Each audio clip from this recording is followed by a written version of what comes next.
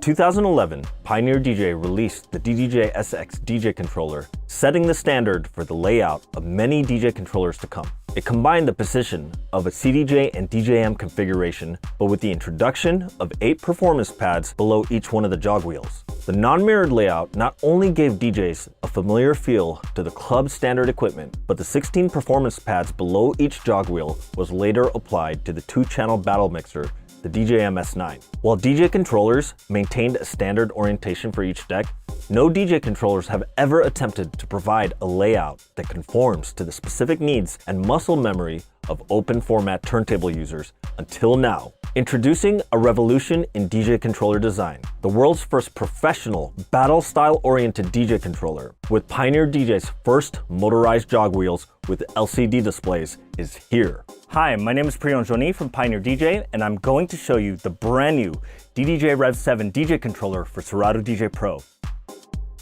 The DDJ Rev DJ controller series, Rev, which stands for Revolution, is a new line of Serato DJ controllers that brings the turntablist experience to 2 single controller devices by emulating a DJM S-Series mixer and a pair of PLX turntables. For the first time ever on a Pioneer DJ controller, the tempo sliders sit horizontally on the top of the deck sections to mirror PLX turntables in battle configuration, while the performance pads and the effects levers sit in the mixer section to parallel the DJM S-Series mixer design. What's known as battle style configuration is when a DJ orients their turntables to a 90-degree position to help keep the tone arm out of the way while keeping the platters closer and symmetric. This positions the tempo slider above the platters, moving from left to right, and the start-stop button on the bottom right of each platter. The DDJ Rev7 is one of 2 DJ controllers in this series, which include the entry-level DDJ Rev1. Unlike a traditional DJ controller, the DDJ Rev7 enables artists to replicate the analog mixing experience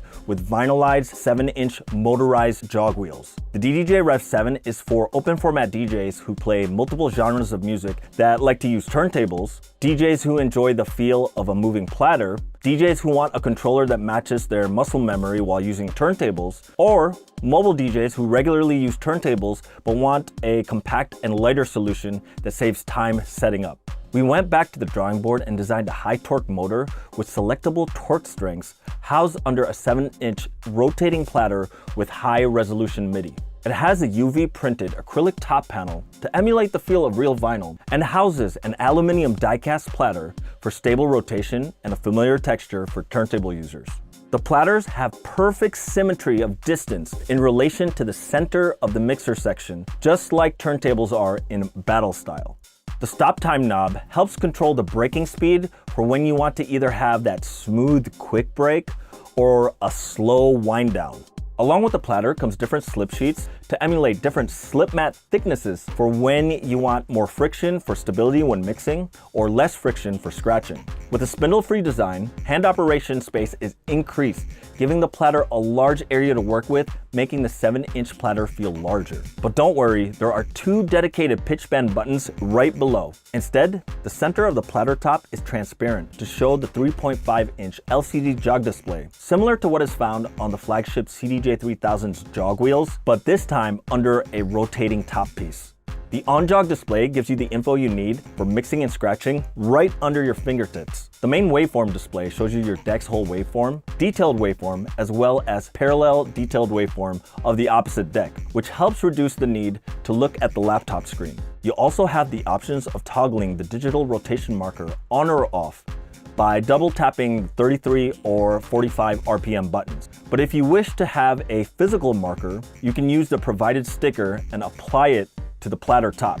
Virtual deck mode allows you to view the virtual deck of Serato DJ Pro and the number of beats to the next hot cue point. Artwork display can show you your album artwork of a playing track, and the DJ logo display can show your personalized logo artwork. Also, the digital rotation marker is available in any of these display modes if you wish to turn it on. You can also access the controller's utility setting menu by holding Shift and clicking the back button near the browse knob. If you noticed, the load and back buttons are different sizes, so they're easier to identify without looking at them, just like what was introduced on the DJM S11. Now let's talk about the crossfader. This is the same smooth and robust Magvel Fader Pro found on the DJM S11. Above each platter is a set of 4 slot pad buttons, similar in size to the hotkey buttons found on the CDJ3000. To the left of that is a brand new function called Instant Scratch. This lets you toggle 4 preloaded scratch samples built into the controller, and you don't need a laptop connected to use them. Because it's triggered directly from the controller, it responds as fast as a CDJ3000 with latency faster than when using DJ software, giving you a more realistic vinyl-like feel. The Instant Scratch samples will also show their waveforms on the jog display. While you can't change the built-in samples in Instant Scratch, you still have the option of using Serato's Scratch Bank to create custom banks of quick access scratch samples. Speaking of Scratch Bank, you can also use these buttons to access 4 different pad modes. You can switch between Hot Cue, Scratch Bank, Save Loop, and Sampler in this section. Now, let's talk about the mixer section. If you've seen or used the DJM S11 or DJM S7, you'll find this layout familiar. There's a separate EQ array from the trim and filter knobs for easy identification without looking. Over here, we have the familiar lever switches for momentary or lock triggering of the beat effects. It has 22 hardware beat effects, including 4 new ones. There's duck down,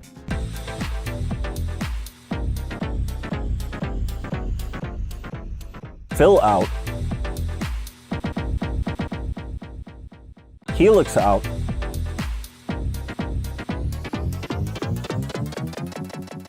and time sweep echo.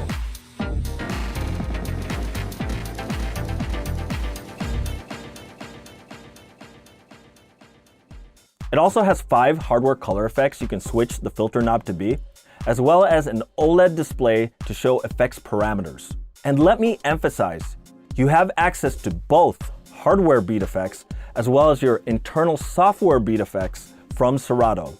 And on top of that, just like the DJM S11, the Rev7 has smooth echo. You can assign the smooth echo effect to a selection of controls, like a fader or pad, and the echo will trigger as soon as the relevant assigned control is moved. Smooth echo is an echo effect that's independent from all your other effects that you can set with different triggers, especially if you want only the tail end of your scratching to apply the echo. You can access the Smooth Echo menu either by going to the Utility menu or getting quick access to it by holding the Smooth Echo button. And also, holding the Shift button and clicking Smooth Echo activates your sampler effect.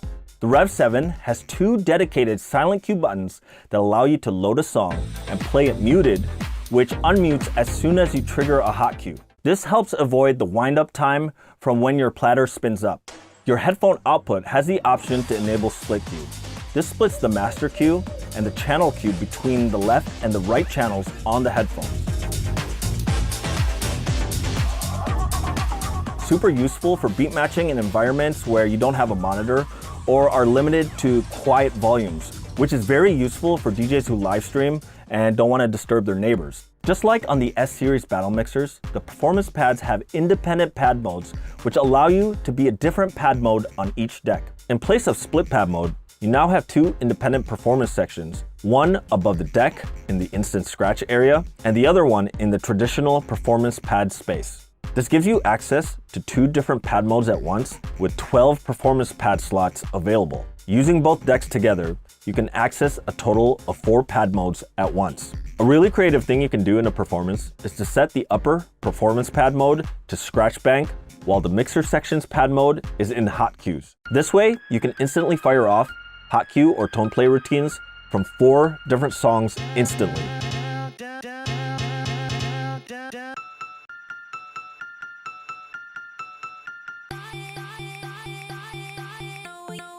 Now you might expect the DDJ Rev7 to be a heavy controller because of the motorized jog wheels.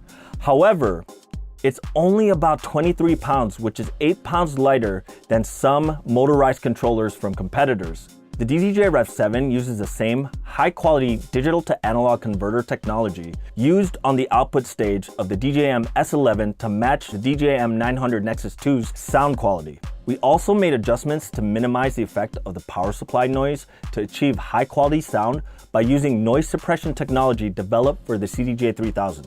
The Rev7 is plug and play with Serato DJ Pro, which means you can use the software without any additional licenses or subscriptions. A Serato Pitch and Time DJ expansion pack voucher is included, which enables key shifting and key syncing with high audio performance. With the 2 USB ports for 2 laptops, 2 DJs can tag team back to back with ease at the club.